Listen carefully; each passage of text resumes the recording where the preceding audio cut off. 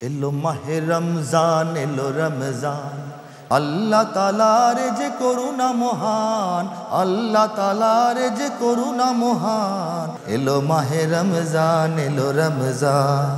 আসসালামু আলাইকুম ওয়া রাহমাতুল্লাহি ওয়া বারাকাতুহু। ইন্নাল হামদালিল্লাহ নাহমাদুহু ওয়া নুসাল্লি আলা রাসূলিহিল কারীম। সুপ্রিয় দর্শক, দেশের বাইরে যেখান থেকে এই মুহূর্তে আমাদের সাথে যুক্ত হয়েছেন সবাইকে স্বাগত জানাচ্ছি। আমি ওবায়দুল্লাহ আল কাফি। দেখছেন আপনাদের প্রিয় চ্যানেল নেক্সাস টেলিভিশনের রমজানের বিশেষ আয়োজন Madani house travels and tours নিবেদিত এলো মাহে রমজান, সহযোগিতায় ইরশাদুল উম্মাহ আল ইসলামিয়া, ঢাকা। সুপ্রিয় দর্শক, প্রতিদিন রমজানের প্রতিদিন এই সময়ে এইখানে আমরা আপনাদেরকে একটি নির্দিষ্ট বিষয়ে আলোচনা উপহার দেওয়ার চেষ্টা করেছি। সেই সাথে আলোচনা উপহার দেওয়ার জন্য স্টুডিওতে আমন্ত্রণ জানিয়েছি একজন খ্যাতিমান স্কলারকে, যিনি ইসলামিক চিন্তাবিদ হয়ে থাকেন, যিনি আপনাদের সামনে সেই বিষয় নিয়ে কথা বলেন। আজ আমাদের স্টুডিওতে আমন্ত্রিত হয়েছেন বাংলাদেশের খ্যাতিমান ইসলামী চিন্তাবিদ, শিক্ষাবিদ, গবেষক, কবি, গীতিকার, সুরকার, জাগ্রত কবি আল্লামা মুহিব খান। আমরা শাইখের কাছ থেকে প্রথমেই সালাম বিনিময় করে তারপর আমরা আলোচনা শুনবো ইনশাআল্লাহ তাআলা। আসসালামু আলাইকুম ওয়া রাহমাতুল্লাহি ওয়া বারাকাতুহু। ওয়া আলাইকুম আসসালাম ওয়া রাহমাতুল্লাহ। মোহতারাম, কেমন আছেন? আলহামদুলিল্লাহ, মাশাআল্লাহ। আপনার অনেক কবিতায় আমরা ঐক্যের ডাক দেখেছি। তো আসলে ঐক্য, একতা আল্লাহ রাব্বুল আলামিনের একত্ববাদের কথা স্মরণ করিয়ে দেয়। তো আমরা আজকে এই যে পবিত্র মাহে রমজান চলছে, আল্লাহ রাব্বুল আলামিনের প্রতি আমাদের এক আল্লাহর প্রতি যে বিশ্বাস, তাওহীদ, এই বিষয়ে যদি আপনি আমাদেরকে বলতেন। মাশাআল্লাহ, সুন্দর প্রসঙ্গ এবং এটি আমাদের মৌলিক প্রসঙ্গ এবং একেবারে এখান থেকেই আমাদের চিন্তার, গবেষণার সূত্রপাত হওয়া উচিত। তাওহীদ বিবর্জিত সমস্ত কথা, কাজ, চিন্তা এগুলি আল্লাহর কাছে গ্রহণযোগ্য নয়, দুনিয়াতেও সেটা সফল হতে পারে না। তাওহীদ হচ্ছে আল্লাহর একত্ববাদ। একত্ববাদ এমন একটি জিনিস যেটির অভাব থাকার কারণে পৃথিবীর অনেক মানব সমাজ, মানব সভ্যতা আল্লাহর কাছে গ্রহণযোগ্য হতে পারেনি। আল্লাহর উপর যে ঈমান, আমরা যে ঈমানের কথা বলি, আমানতু বিল্লাহি ওয়া মালাইকাতিহি ওয়া কুতুবিহি ওয়া রাসূলিহি ওয়াল ইয়াউমিল আখিরি ওয়াল কদরি খাইরিহি ওয়া শাররিহি মিনাল্লাহি তাআলা ওয়াল বা'সি বা'দাল মাউত। ঈমান আল্লাহর উপর, তার ফেরেশতাদের উপর, তার রাসূলগণের উপর, তার কিতাবগুলোর উপর, মৃত্যুর পর পুনরুজ্জীবনের উপর, শেষে আসছে এটা, এবং তাকদীরের উপর, যে তাকদীরের ভালো মন্দের নিয়ন্ত্রক আল্লাহ, আখিরাতের উপর, এই যে 6টা জিনিসের উপর ঈমান। সবগুলি কিন্তু গায়েব। হ্যাঁ, আল্লাযীনা ইউমিনুনা বিল গায়ব কোরআনে আসছে। এই গায়েবের বিশ্বাসের প্রথম ধাপটা হচ্ছে আল্লাহর উপর বিশ্বাস। আল্লাহর উপর বিশ্বাস স্থাপনের পর বাকিগুলো যুক্ত হবে, এছাড়া অন্যগুলোর মূল্য নাই।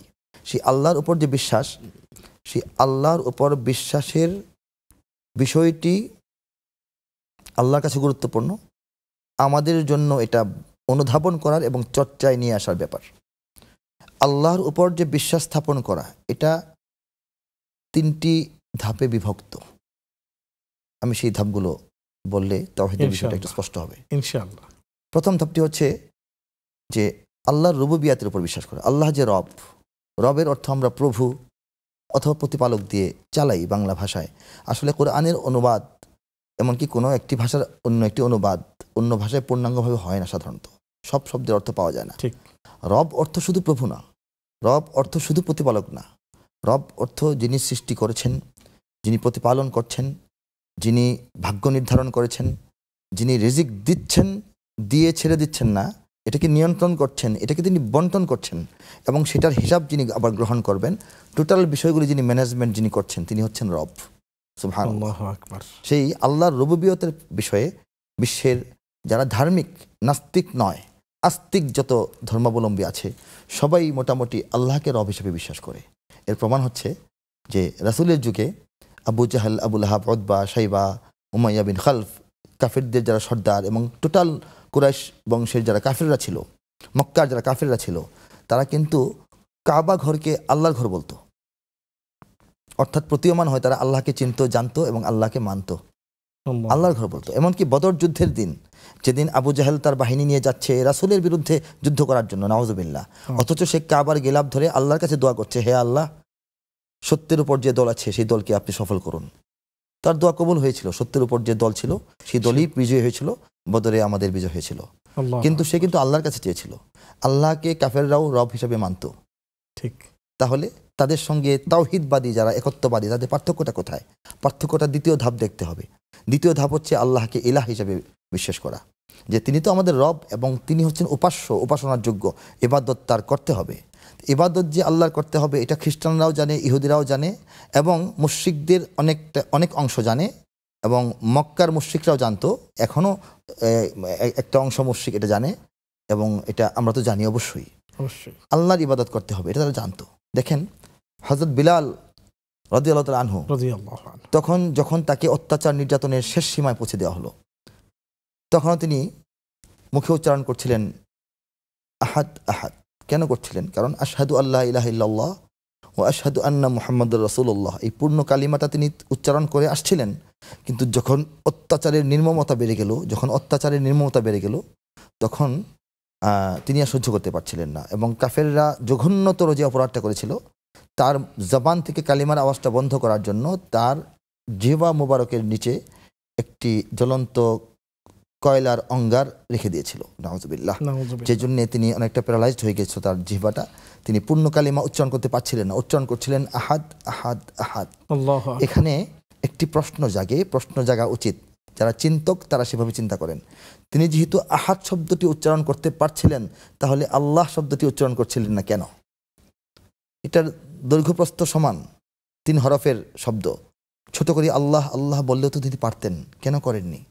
এই জন্য করেননি, তিনি যদি আল্লাহ আল্লাহ উচ্চারণ করেন, আল্লাহ উচ্চারণটা আবু জাহলও করে, এই উচ্চারণটা উতবা সাইবা আবু লাহাবও করে, তারাও আল্লাহকে রব মানে, উপাস্য হিসেবে মানে, তারাও আল্লাহর ইবাদত করে, এবং তারা যে কাবা ঘরে হজ করত, এবং কুরাইশ বংশের লোকেরা কাবার হজের দায়িত্বশীল ছিল, সমস্ত হাজিদের পানি পান করানো, তাদের খেদমত করা, এটার জন্যই তারা নিজেদেরকে গর্বিত ভাবত, এবং কুরাইশ বংশের শ্রেষ্ঠত্ব এই জন্য ছিল।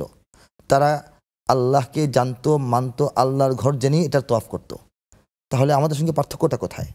সেই পার্থক্যটা হচ্ছে আল্লাহকে মানার তৃতীয় স্তরে, যেটি আমি বিরতিতে যাব, সম্ভবত আমরা বিরতির পরে আমি পেশ করব ইনশাআল্লাহ তাআলা। সুপ্রিয় দর্শক, দেখছেন আপনাদের প্রিয় আয়োজন Madani house travels and tours নিবেদিত এলো মাহে রমজান, সহযোগিতায় ইরশাদুল উম্মাহ আল ইসলামিয়া ঢাকা।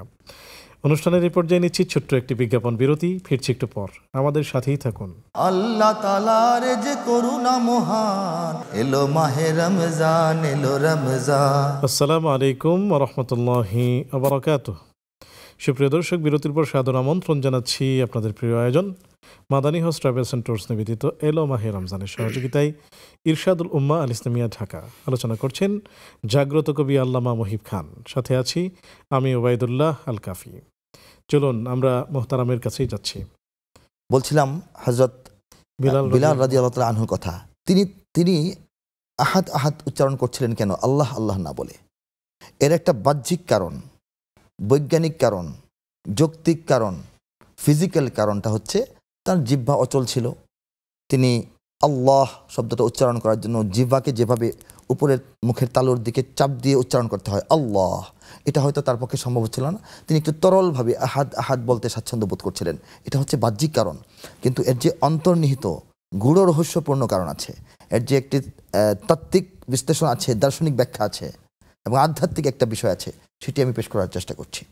সেটি হচ্ছে যে না, তিনি বোঝাতে চাচ্ছিলেন অত্যাচারীদেরকে, শোনো, আল্লাহ তোমরাও বলো, আমিও যদি বলি, তোমরা ভাবতে পারো যে হয়তোবা সে পূর্ণ কালিমাটা পড়ছে না, মুহাম্মদকে নবী মানছে না, এবং সে আল্লাহর একাত্মবাদে বিশ্বাস ছেড়ে দিয়েছে, আমাদের এই চাপের মুখে সে হয়তোবা আমাদের সঙ্গে মিশে গেছে, সে আল্লাহ বলছে, আল্লাহ তো বলতেই পারে। কিন্তু আমি সেটা বোঝাতে চাচ্ছি না। বিলাল বোঝাতে চাচ্ছিলেন যে না না না না, আমি শুধু আল্লাহ বলছি না, আমি আল্লাহর সেই জায়গাটায় আমি উচ্চারণটাকে নিয়ে গেছি যে জায়গায় তোমাদের সঙ্গে আমাদের বিরোধ, যে জায়গায় মুশরিকদের সঙ্গে তাওহীদের বিরোধ, যে জায়গায় আবু জাহাল আবুল আহাবদের সঙ্গে রাসূলুল্লাহর বিরোধ, সেটা হচ্ছে আল্লাহর একত্ববাদ। তিনি বলছিলেন আহাদ আহাদ, একক একক, তিনি এক এবং একক, এক এবং একক। অর্থাৎ আমাকে যতই অত্যাচার করো, যতই নির্যাতন করো, মৃত্যুর কোলে ঢলিয়ে পড়িয়ে দাও, মৃত্যুর কোলে আমাকে তুমি পৌঁছে দাও, কিন্তু আমি আমার চিন্তার পার্থক্যটা তোমাদের সঙ্গে যেটা আছে সেটাই আমি বারবার তুলে ধরবো, আহাদ, আল্লাহ এক এবং একক। এই যে এক এবং এককভাবে আল্লাহকে বিশ্বাস করা, সেই জায়গাটার নাম হচ্ছে তাওহীদ। কাজী রব হিসেবে বিশ্বাস করা যথেষ্ট নয়, শুধু ইলাহ হিসেবে ইবাদত করা, সঙ্গে আরও কিছুর ইবাদত করা যথেষ্ট নয়। বলতে হবে আহাদ, হে আল্লাহ আপনি এক, আপনি একক, আপনি ছাড়া অন্য কেউ বা কোনো কিছু আপনার মতো নয়, আর কারো ইবাদত করি না, শুধুমাত্র আপনার ইবাদত করি। এই জায়গাটা হচ্ছে তাওহীদ। সুবহানাল্লাহ। মুহতারাম, যদি বলতেন তাওহীদ নিয়ে আলোচনা চলছিল যে আল্লাহ রাব্বুল আলামিন বিলাল রাদিয়াল্লাহু তাআলা আনহুর সেই তখন ফিকির তেমনই দিয়েছিলেন যে তিনি আল্লাহ না বলে আহাদ বললেন, কারণ যে আমাকে আমাদের সাথে তাওহীদ, তাদের- তাওহীদের ঝান্ডা উঁচু করে ধরতে হবে, তাওহীদকে আমার মানে সদা জাগ্রত রাখতে হবে। এই চেতনা থেকে আল্লাহ হযরত বিলাল আহাদ বলছিলেন। এবং দেখেন একবার কাফিরদের একটা দল রাসূলুল্লাহ সাল্লাল্লাহু আলাইহি ওয়াসাল্লামের কাছে আসলো, এসে বলল, ইয়া মুহাম্মদ। তারা তো নবী হিসেবে বিশ্বাস করতো না, নাম ধরেই বলতো ইয়া মুহাম্মদ, আমরা বলি সাল্লাল্লাহু আলাইহি ওয়াসাল্লাম। আপনি যে আল্লাহ বলেন, যে আল্লাহর পরিচয় দেন, তিনি কোন আল্লাহ? তিনি কি অন্য কোনো আল্লাহ? আমরাও তো ঈসার উম্মত, আমরাও তো মুসার উম্মত, আমরাও তো আল্লাহকে চিনি। আল্লাহকে নতুন করে চেনানোর কি আছে? আপনি কি নতুন কোনো আল্লাহ নিয়ে এসছেন? আমাদের মুসা ঈসা তারা তো আল্লাহরই নবী ছিলেন, আপনি নতুন কোন আল্লাহ নিয়ে আসছেন যে আপনাকে অনুসরণ করতে হবে? এই ধরনের একটা ঈষৎ তির্যক একটা প্রশ্ন তারা রাখলো। তখন আল্লাহ রাসূল সাল্লাল্লাহু আলাইহি ওয়াসাল্লাম তাদেরকে কি জবাব দিবেন, আল্লাহ রাব্বুল আলামিন নিজে সেটা শিখিয়ে দিলেন। বলে সুবহানাল্লাহ। সুবহানাল্লাহ। আল্লাহ তৎক্ষণাৎ আয়াত নাজিল করলেন, বললেন কুল, হে নবী আপনি বলুন। কুল অর্থ হচ্ছে বলুন, আপনি বলুন, হু আল্লাহু আহাদ, তিনি আল্লাহ, তিনি এক এবং একক, একক, এক এবং একক। একক। আহাদ শব্দটুকুর তর্জমা শুধু এক বললে হয় না, এক ও একক দুটো শব্দ মিলে এটার তর্জমা দাঁড়ায়। তিনি এক, এক মানে সংখ্যা শুরু, এরপর 2, 3, 4, 5 কোটি কোটি হতে পারে। সংখ্যাটাকে শুরু করা হয় এক দিয়ে, আর যখন একক বলা হবে তখন এটা একের পর, এটা সেই এক যে একের আর 2 হয় না, একে সীমাবদ্ধ। আল্লাহু আকবার। আল্লাহ এক এবং একক। একক। আল্লাহ এক বললে হবে না, একক বলতে হবে। আহাদ, আল্লাহ এক এবং একক, এই কথাটা হে নবী আপনি তাদেরকে বলে দেন। দ্বিতীয় আয়াত আল্লাহুস সামাদ, এটা তাওহীদের সূরা, সূরাতুল ইখলাস। আল্লাহ হলেন সামাদ, সাদ মিম দাল, ছোট্ট একটি শব্দ, কিন্তু তর্জমাটা 2টা বাক্যের সমন্বয় হয়। সামাদের অর্ধেকটা অর্থ হচ্ছে যে আল্লাহ রাব্বুল আলামিন তিনি ছাড়া অন্য কারো কাছে বা কোনো কাছে সামান্য সময়ের জন্য কোনো বিষয়েই মুখাপেক্ষী নন। আল্লাহু আকবার। এটা one part, first part, second part, এবং এটা দ্বিতীয় অংশটা হচ্ছে কিন্তু তিনি ছাড়া অন্য সমস্ত কিছু তার কাছে প্রতিনিয়ত সর্ববিষয়ে মুখাপেক্ষী।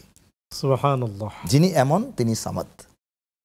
তারপর বলা হয়েছে লাম ইয়ালিদ ওয়ালাম ইউলাদ, হে নবী তাদেরকে বলে দেন আল্লাহ লাম ইয়ালিদ, তিনি জন্ম নেননি, তার পিতামাতা নেই।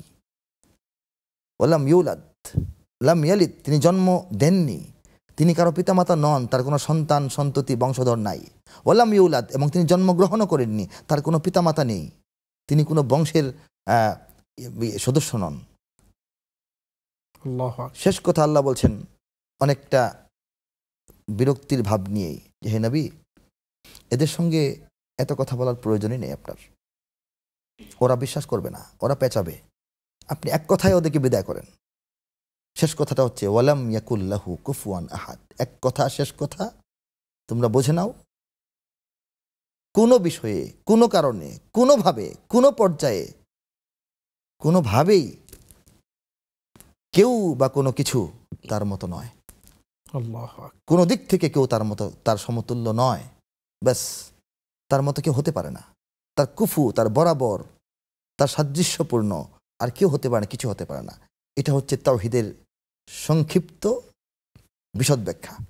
কথাগুলো সংক্ষিপ্ত, কিন্তু সম্পূর্ণ ব্যাখ্যা এখানে আল্লাহ পাক নিজের নির্দেশনার মাধ্যমে রাসূলের জবানে কাফেরদেরকে বলে দিয়েছেন। সেই যে তাওহীদ, সেই তাওহীদের উপর যদি আমরা একত্ববাদী হয়ে বিশ্বাস স্থাপন করে আমরা থাকতে পারি, তাহলে আমরা আল্লাহর কাছে প্রকৃত মুমিন, প্রকৃত এটাকে বলা হয় তাওহীদবাদী হিসেবে গ্রহণযোগ্য হব। শেখ, শুনবো ইনশাআল্লাহ তাআলা একটি বিরতি নিয়ে। নিশ্চয়ই। সুপ্রিয় দর্শক, সময় হলো একটি বিজ্ঞাপন বিরতিতে যাবার, ফিরছি একটু পর, আমাদের সাথেই থাকুন। আল্লাহ তাআলার যে করুণা মহান, এলো মাহে রমজান, এলো রমজান। আসসালামু আলাইকুম রহমতুল্লাহি বারাকাতুহু। সুপ্রিয় দর্শক, বিরতির পর সাদর আমন্ত্রণ জানাচ্ছি আপনাদের প্রিয় আয়োজন এলো মাহে রমজানে। আমরা আলোচনা শুনছিলাম জাগ্রত কবি আল্লামা মুহিব খানের কণ্ঠে। চলুন আমরা শাইখের কাছেই যাচ্ছি। শেখ, আমরা তাওহিদ নিয়ে আলোচনা শুনলাম। তাওহিদের যে সূরাটির কথা বললেন, সূরাতুল ইখলাস, তার একটু কাব্যিক অনুবাদও আমরা শুনতে চাই, যদি বলতেন।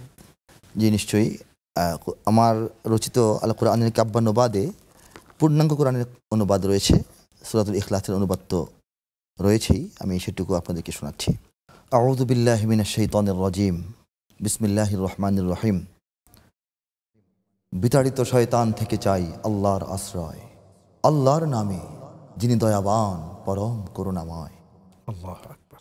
কুল হুয়াল্লাহু আহাদ, আল্লাহুস সামাদ, লাম ইয়ালিদ ওয়া লাম ইউলাদ ওয়া লাম ইয়াকুল লাহু কুফুয়ান আহাদ। বলে দাও নবী, আল্লাহ তিনি এক ও একক হন, তার প্রতি মুখাপেক্ষী সবাই, কারো প্রতি তিনি নন। আল্লাহু আকবার। জন্ম নেননি আর করেননি কাউকে জন্মদান, কোনো দিক থেকে কেউ নয় তার সমতুল সমমান। সুবহানাল্লাহ। এভাবেই তরজমাটুকু এসছে। এটা আমাদের তাওহীদের মন্ত্র। যদি একটু ইসলামী সঙ্গীত শুনতাম আমরা, তাওহীদ বিষয়ক। তাওহীদ ভিত্তিক সঙ্গীত, সব ইসলামী সঙ্গীতই তাওহীদ ভিত্তিক, কারণ তাওহীদের ভিত্তির থেকে সরে গেলে আমরা মুসলিম থাকি না, মুমিন থাকি না। যেমন আমাদের জাতীয়তাবাদী পরিচয় আছে, যেমন আমরা আমাদের কথা বলছি, আমরা ভাষায় বাঙালি, আমরা রাষ্ট্র সীমানায় বাংলাদেশি, কিন্তু বিশ্বাসে আমরা মুমিন, আমরা সবাই তাওহীদবাদী। আল্লাহু আকবার। সেটিকে আমি আমার সঙ্গীতের কয়েকটি লাইনে ফুটিয়ে তোলার চেষ্টা করেছি। দেশ পরিচয়ে যদিও আমরা বাংলাদেশি সবাই, মুসলিম বলে আমাদের কোনো সীমানা তো বাধা নাই। দেশ পরিচয়ে যদিও আমরা বাংলাদেশি সবাই, মুসলিম বলে আমাদের কোনো সীমানা তো বাধা নাই। চীন আরব হামারা, হিন্দোস্তা হামারা, মুসলিম হো হাম ওতন হ্যাঁ সারা जहां हमारा। तौहीद की अमानत है सीनों में हमारे, आसान ही मिटाना नामो निशा हमारा। বাধা ভয়হীন মুক্ত স্বাধীন আমরা মুসলমান, যেখানেই আছে একটি মুমিন সেখানে হবে আজান। আল্লাহর দেওয়া ফরমান সে তো আমাদের কুরআন, মুসলিম মোরা মানুষের গড়া মানি না কোনো বিধান। অত্যাচারীর খোলা তলোয়ার, কোনো হুঁশিয়ারি কোনো হুঙ্কার, রক্তচক্ষু ফাঁসির রজ্জু মোরা নাহি ভয় পাই। মুসলিম বলে আমাদের কোনো সীমানা তো বাধা নাই। এই যে তাওহীদ কি আমানত, তাওহীদের প্রজ্ঞা, তাওহীদের শক্তি, তাওহীদের গতি আল্লাহ আমাদের অন্তরে দিয়েছেন, এবং আমরা এই ক্ষেত্রে অটল থাকতে গিয়ে কোনো অত্যাচারীর তলোয়ারকে ভয় পাই না। সেই শিক্ষাই আমাদেরকে হযরত বেলাল দিয়ে গেছেন, হযরত খাবাইব দিয়ে গেছেন, হযরত ওমর দিয়ে গেছেন, হযরত আলী কারামাল্লাহু ওয়াজহাহু দিয়ে গেছেন। সর্বোপরি আমাদের নবী সাল্লাল্লাহু আলাইহি ওয়াসাল্লাম আমাদেরকে সেই শিক্ষাটাই দিয়ে গেছেন, তাওহীদের উপর তোমরা ঐক্যবদ্ধ হও, তাওহীদের উপর তোমরা প্রতিষ্ঠিত থাকো, তোমাদের দুনিয়ার সাফল্য আখিরাতের সাফল্য কেবল এতেই নিহিত আছে। অনেক অনেক শুকরিয়া আপনাকে, সেই সাথে দোয়া করছি আল্লাহ যেন আপনাকে নেক হায়াত দান করেন, আমিন, এবং অনেক যুগ যেন আল্লাহ তাআলা আপনাকে বাঁচিয়ে রাখে, এবং আরো অনেক কাজ যেন আল্লাহ তাআলা হাদিয়া দেওয়ার তৌফিক দান করেন। সুপ্রিয় দর্শক, আপনারা যারা এতক্ষণ আমাদের সাথে ছিলেন, আপনাদেরকে অনেক অনেক প্রীতি এবং শুভেচ্ছা। আগামী পর্ব দেখার আমন্ত্রণ জানিয়ে আজকের মতো বিদায় নিচ্ছি। সে পর্যন্ত ভালো থাকুন, সুস্থ থাকুন। আসসালামু আলাইকুম ওয়া রাহমাতুল্লাহি ওয়া বারাকাতুহু। এলো মাহে রমজান, এলো রমজান, আল্লাহ তাআলার যে করুণা মহান, আল্লাহ তাআলার যে করুণা মহান। এলো মাহে রমজান, এলো রমজান, আল্লাহ তাআলার যে করুণা মহান, আল্লাহ তাআলার যে করুণা মহান। এলো মাহে রমজান, এলো রমজান।